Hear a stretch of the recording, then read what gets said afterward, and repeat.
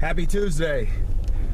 We decided not to train today just because, I don't know, we're a little sore, I guess. So we're gonna bump everything back a day.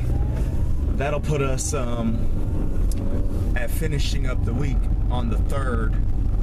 Man, I thought I had something to do on the 3rd. Oh yeah. Well, that puts us on the 3rd, which means that we could take Monday off and enjoy our 4th without having to work out. I'm still gonna do cardio that day because I always do cardio on holidays. So strides that day. Even after, I think we'll have sumos that day. We'll have sumos on Sunday.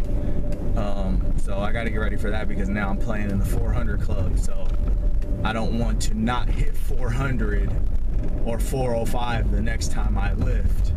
I'm probably going to try and do the same exact workout again, but improve the form this week if I can. I'm just going to work on mental cues, getting up out of the hole, and really just pushing as hard as I can to keep my back straight and different things like that. And yeah, just, you know, eliminate all the little, you know, screw ups that can get you injured. So man, what's been on my mind the last couple days actually has been this whole idea of counting calories. You have to count calories when you're an endomorph. And I've talked about this before, but I wanted to really talk about the importance of getting online, like getting on YouTube and getting, you know, on these blogs where they talk only about portioning food and counting macros, because there are some people out there that have awesome ideas, but the thing is one cookie cutter method may not be the one for you. I wouldn't just try and adopt one thing. I would try different things, because counting calories and portioning your food it really sucks up your willpower, you know, over the course of the week. You know, whether you do it daily, you know, some people have got to sit down and do it all in one day. There's times where I do that. There's times where I don't have the time, but you know, maybe you're a person that should prep all of your food a week in advance.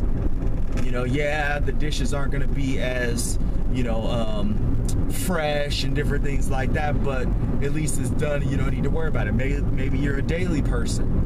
You know, maybe you're an individual that, you know, wants to eat out the majority of the time, so you don't really want to prep food because maybe you travel a lot or something like that. You know, either way, you know, you got to get the prepping under control. You know, how are you going to eat? When are you going to eat throughout the day?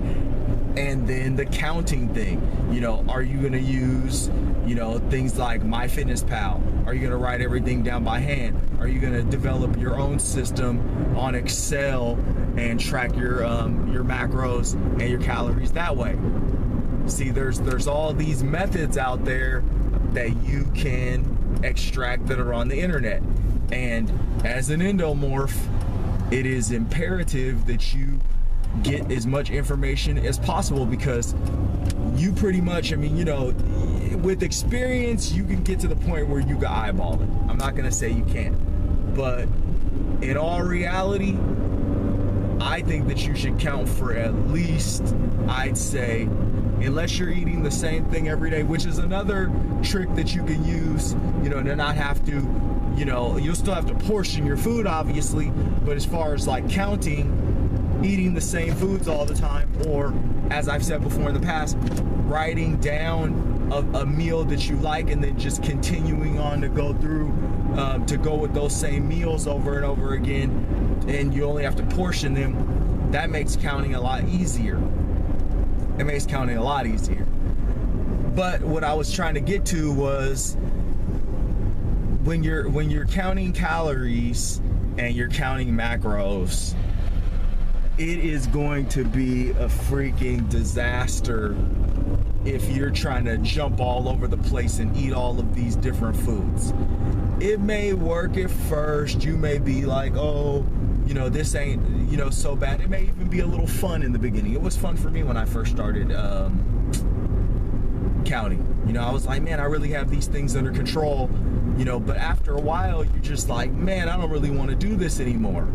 So, you know, even the portioning, even portioning, because, you know, it gets to a point where you're just like, man. So, you know, for me, I think the best thing to do is just say like, hey, starting out, you know, this is what I did. I started just saying, okay, I'm gonna prep my meals from, you know, I'm gonna prep what I'm gonna eat in the morning for the week, you know. And I used to do it, you know, I used to do 5 days in a row.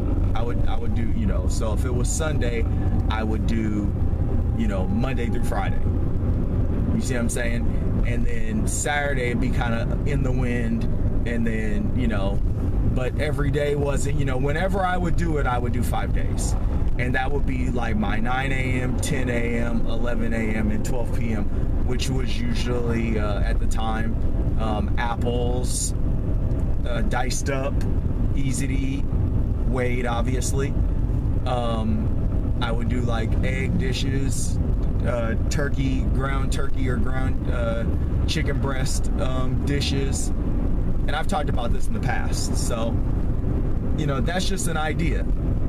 You can start there. You know, start somewhere.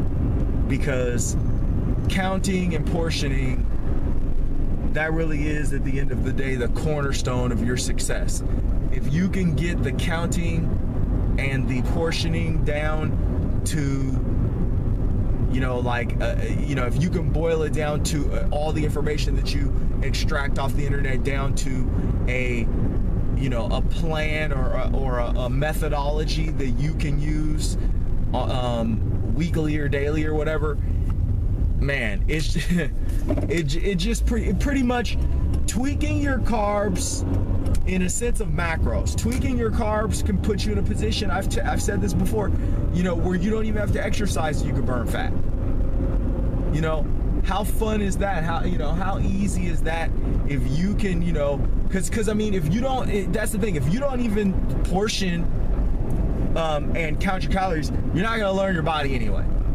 You know, if you're an endomorph and you don't do those things, you're not gonna learn your body, because you're not gonna have the data. You're not gonna be able to gauge your carbs. And then, you know, when you go to start trying to put on muscle like I've been doing for the last year, you know, you may spill over.